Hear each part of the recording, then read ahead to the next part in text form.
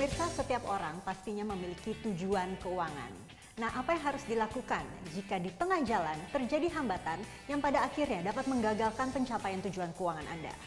Kita simak selengkapnya tentunya dalam Cerdas 5 Menit, Cerdas Finansial. Saat tujuan keuangan kandas, apa yang dilakukan?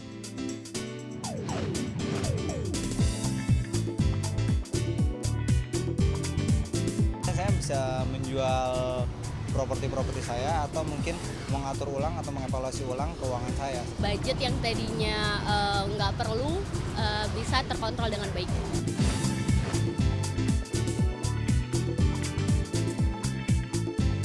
Saat ini saya sih masih main aman ya Mas. Kalau saya masih reksadana sama deposito doang. Perlu dirubah misalnya ya dari memang asetnya yang memang saya miliki itu harus memang ditata ulang. Ketika tujuan keuangan kandas di tengah jalan, perlunya melakukan penataan portofolio.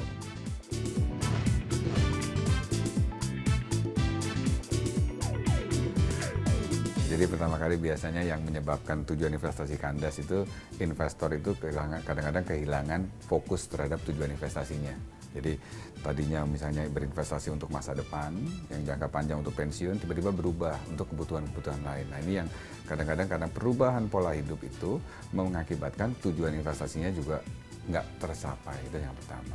Yang kedua nggak bisa dipungkirin juga adalah apa yang terjadi di sekeliling instrumen investasi yang dia beli.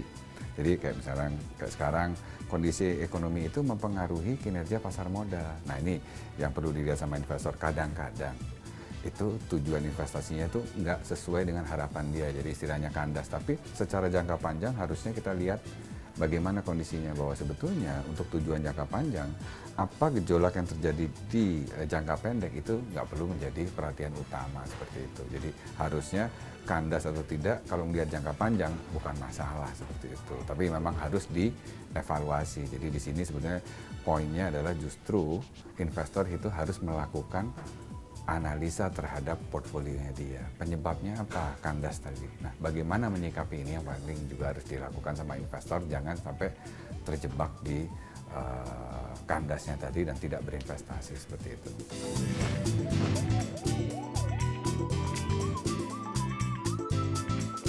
Kalau kita sudah tahu bahwa istilahnya nggak tercapai tujuannya, itu harus disiasati dengan melakukan istilahnya apa? Penyesuaian terhadap pola investasinya. Nah ini harus dilakukan, dan kalau investor merasa tidak tahu, disarankan investor juga mencari orang yang tahu. Jadi banyak sekali di masyarakat orang-orang yang mempunyai sertifikasi untuk bisa membantu mengatasi para investor dalam hal berinvestasi, itu bisa dilakukan. Kedua juga lakukan apa? Banyak-banyak mencari informasi yang misalnya sekarang ini lagi di internet mengenai bagaimana menyikapi kondisi pasar seperti ini. Ini perlu juga dilakukan, dan juga nanya ke ahlinya gitu. Jadi misalnya teman-teman yang ada di pasar modal bagaimana trik dan tipsnya seperti itu. Jika tujuan keuangan Anda kandas di tengah jalan, segera konsultasilah kepada yang ahli untuk perencanaan berikutnya.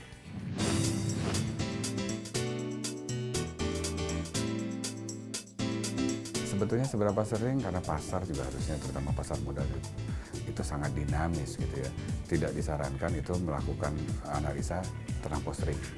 Tapi nggak juga berarti dia terus tidak dianalisa gitu. Jadi disarankan antara 3 sampai 1 tahun tergantung dari tingkat pengetahuan investor itu sendiri. Jadi paling tidak 3 bulan sekali dilihat investasinya bagaimana, disesuaikan dengan tujuan jangka panjang.